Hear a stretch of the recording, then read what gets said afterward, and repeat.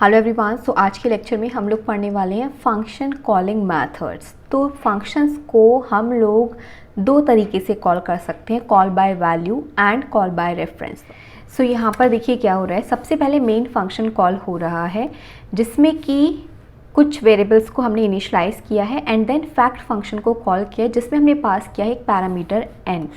तो कुछ इस तरीके से मेन फंक्शन के लिए हमारे पास n की क्या वैल्यू है, मान लीजिए इसका एड्रेस कुछ 1000 होगा, तो इस एड्रेस पे क्या वैल्यू जाकर सेव है, 4 सेव है। ठीक है, अब फैक्ट फंक्शन क्योंकि कॉल हुआ है तो कहाँ पहुँचेगा, फैक्ट फंक्शन की डेफिनेशन पर पहुँचेगा।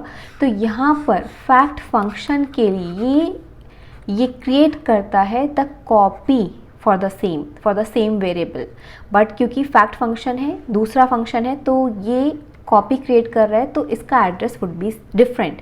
तो लेट सपोज जहाँ पर फैक्ट फंक्शन के लिए इसको मेमोरी असाइन हुई है उसका एड्रेस है 2000। पहले समझ में आया है कॉन्सेप्ट क्या हुआ।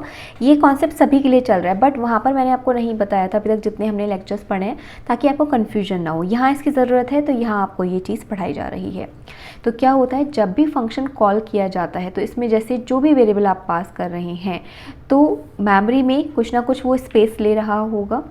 अब इसके बाद आपने फंक्शन को कॉल किया तो जो ये यहाँ पर फॉर्मल आर्ग्यूमेंट्स हैं तो इसके लिए क्रिएट होता है एक कॉपी।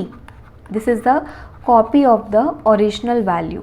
तो क्योंकि कॉपी क्रिएट हुई है तो यहाँ पर जो वैल्यू रही होगी वो कितनी होगी, 4। क्योंकि यहाँ से हमारे पास n की वैल्यू कितनी पास हुई है, 4, तो 4 ही यहाँ पर आएगी क्योंकि कॉपी क्रिएट हुआ है इसका सेम का, बट बस मेमोरी एड्रेस डिफरेंट है। अब यहाँ पर इन्होंने क्या किया, n में एक वैल्यू असाइन की है 5, यानी कि 4 के बजाय यहाँ पर ये वैल्यू अपडेट हो जाएगी और कितनी हो जाएगी, 5 हो जाएगी। एंड देन इसकी वैल्यू को यहाँ पर प्रिंट करवाया गया है। तो हमारे पास आउटपुट में कितना आ जाएगा, 5 आ जाएगा। प्रोग्राम में ये वाले फंक्शन का एग्जीक्यूशन कंप्लीट हुआ। कंट्रोल कहाँ पर जाएगा, लाइन नंबर 13 पर जाएगा। 14 जो है स्टेटमेंट ये एग्जीक्यूट होगा जहाँ पर हमने अगेन n की वैल्यू को प्रिंट करवाया है। तो अब ये सोचिए n की वैल्यू 5 प्रिंट होगी या फिर 4 प्रिंट होगी। n की वैल्यू यहाँ पर प्रिंट होगी 4, क्योंकि इस फंक्शन के लिए जो कॉपी थी n की उसमें कितनी वैल्यू है, 4 है। तो ये जो मेथड है, जो वैल्यूज़ जिस तरीके से पास हुई हैं, कॉपी क्रिएट हुई है, ये क्या कहलाता है, कॉल बाय वैल्यू। यहाँ पर हम लोग जो फंक्शन कॉल कर रहे हैं वो बाय वैल्यू कर रहे हैं क्योंकि वैल्यू पास कर रहे हैं।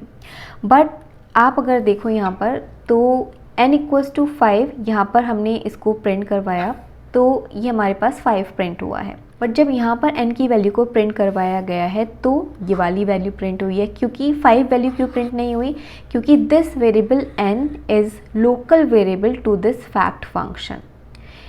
इस फैक्ट फंक्शन के लिए n अलग है और ये मेन फंक्शन के लिए n अलग है। इनकी नेम सेम है बट इन्होंने जो मेमोरी एड्रेस लिया है वो डिफरेंट है, यानी कि this n is local to this fact function and this n is local to this main function. तो इसलिए यहाँ पर जब हमने n की वैल्यू प्रिंट करवाई है तो इसने वो कौन सी ली है, जो कि हमने यहाँ पर इनिशलाइज़ की थी, और यहाँ पर जो n है इसने कौन सी वैल्यू ली है, जो हमने फैक्ट फंक्शन में इनिशलाइज़ की थी। तो इसका रीज़न क्या है, लोकल वेरिएबल्स, जो कि हमने पढ़ा था कि लोकल वेरिएबल्स का जो स्कोप होता है वो क्या होता है, विद इन द फंक्शन होता है। केवल इसी फंक्शन में आप इसे एक्सेस कर सकते हैं, किसी दूसरे फंक्शन में you can not use this value, you can not access this variable n। तो ये जो मेथड कहलाता है ये कहलाता है कॉल बाय वैल्यू।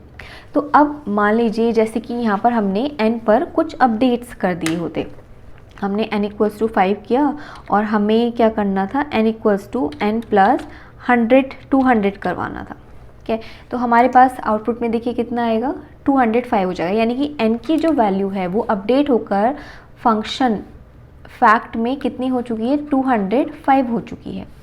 बट जब यहाँ पर हमने n की वैल्यू को प्रिंट करवाएंगे तो वो हमें अभी भी 4 देगा। तो ये तो गड़बड़ हो गया ना, हमने n की वैल्यू में अपडेट किया है बट स्टिल हमें ये क्या आउटपुट दे रहा है, देखिए 205 हुआ ये फंक्शन फैक्ट के लिए और 4 वैल्यू आई है मेन फंक्शन के लिए।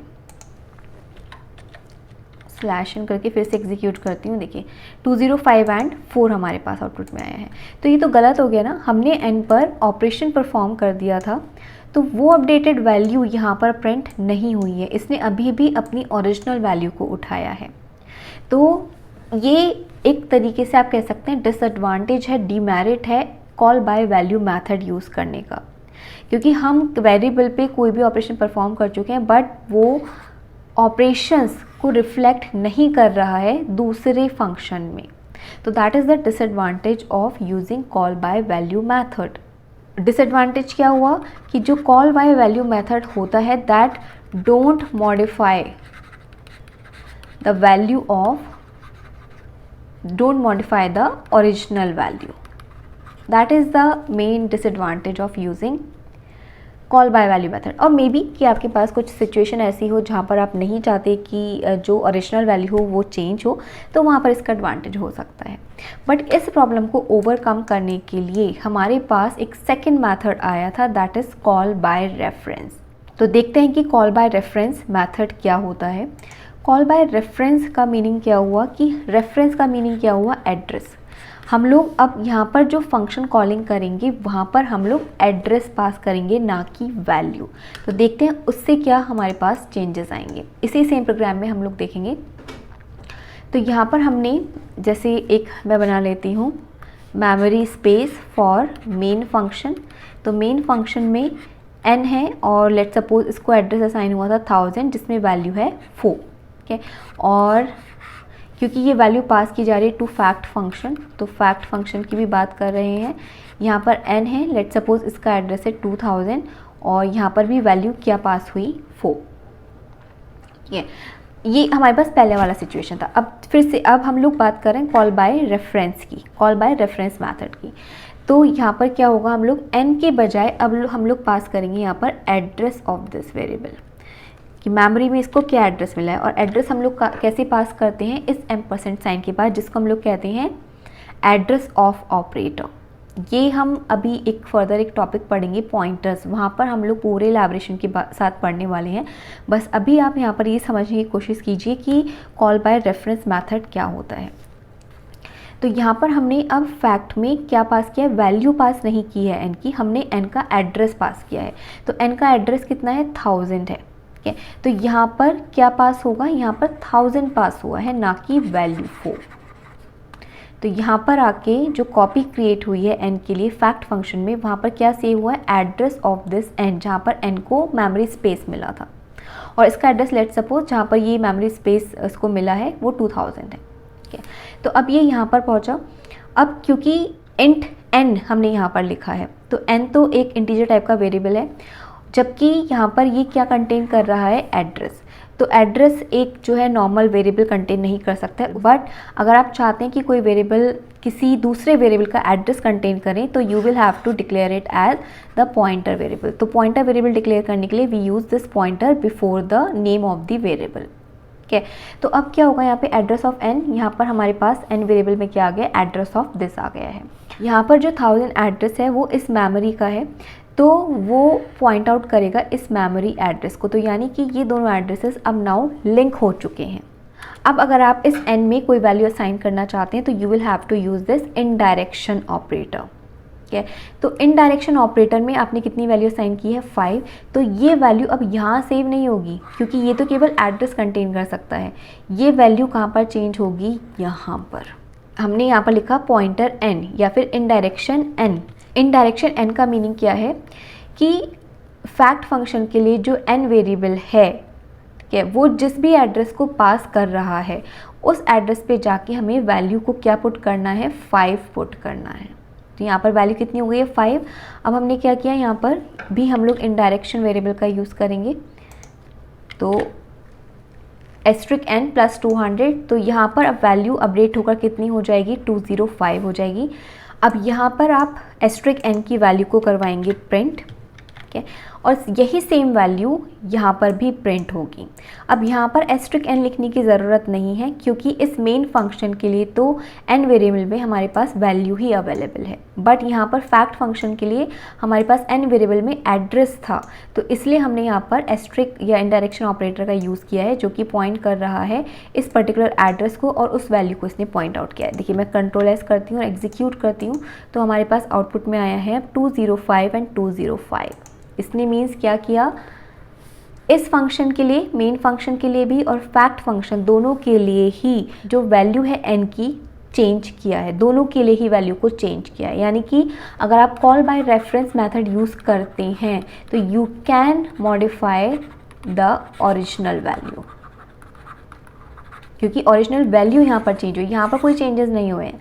सारे चेंजेस कहाँ पर हुए हैं, यहाँ पर ओरिजिनल मेन फंक्शन वाली वैल्यू में सारे के सारे चेंजेस हुए हैं। तो इसलिए कहा जाता है कि call by reference can modify the original value. And I hope कि आपको समझ में आया होगा, but let me explain this again, क्योंकि हमने अभी ये पॉइंटर वाला कॉन्सेप्ट नहीं पढ़ा है, बट घबराने की ज़रूरत नहीं है, सब कुछ हम पढ़ने वाले हैं। तो मैं फिर से एक यहाँ पर डायग्राम बना लेती हूँ और आपको जल्दी से यहाँ पर इसे एक्सप्लेन करती हूँ। तो हमारे पास है ये मेन मेथड के लिए जो हमने n वेरिएबल था जिसका एड्रेस था 1000 और वैल्यू कितनी थी 4, और यहाँ पर है फैक्ट फंक्शन के लिए जो स्पेस मिला है n वेरिएबल को, लेट सपोज यहाँ पर कितना है 2000। तो यहाँ पर क्योंकि पास हुआ है एड्रेस ऑफ n, तो यहाँ पर क्या यहाँ पर आएगा 1000 आएगा। यहाँ पर हमने एस्ट्रिक n क्यों लिया है, क्योंकि एक नॉर्मल वेरिएबल यानी कि केवल n जो है एड्रेस कंटेन नहीं कर सकता किसी वेरिएबल का।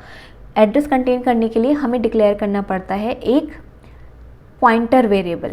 तो एस्ट्रिक n का मीनिंग है कि it's a pointer variable, it can contain the address of any variable. तो n is containing the address of a variable. And ये 1000 एड्रेस किसका है, इस वाले एड्रेस का है।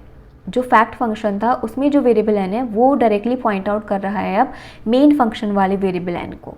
अब हमने यहाँ पर किया एस्ट्रिक n में वैल्यू असाइन की है 5 की। तो एस्ट्रिक n का मीनिंग क्या है कि we are directly changing the value of this. And यहाँ पर फिर से हमने 200 ऐड किया है, तो यानी टोटल 205 यहाँ पर होगा। एस्ट्रिक n की वैल्यू को प्रिंट करवाया है यहाँ पर, तो 205 प्रिंट होगा। यहाँ पर हमने n की वैल्यू को प्रिंट करवाया है, तो मेन फंक्शन में ये नॉर्मल n वेरिएबल था इंटीजर टाइप का, तो ये 205 ये भी प्रिंट करेगा। तो यानी कि कॉल बाय रेफरेंस के थ्रू हमने ओरिजिनल वैल्यू को, this was the original value ना and this was the copied value, तो ओरिजिनल वैल्यू को इसने मॉडिफाई कर दिया है। तो अगर आप चाहते हैं कि भाई दोनों जगह पे चेंजेस हों, जितने भी फंक्शंस हैं, जहाँ पे भी फंक्शन कॉलिंग हो रही है, जहाँ पे भी उन वैल्यूज़ का यूज़ हो रहा है, सभी जगह पर चेंजेस रिफ्लेक्ट हों, तो उस केस में आप यूज़ करेंगे कॉल बाय रेफरेंस मेथड का, otherwise call by value method का। तो आई होप कि आपको ये क्लियर हो गया होगा। नेक्स्ट लेक्चर में अब हम लोग देखेंगे कुछ practice questions of function. So stay tuned.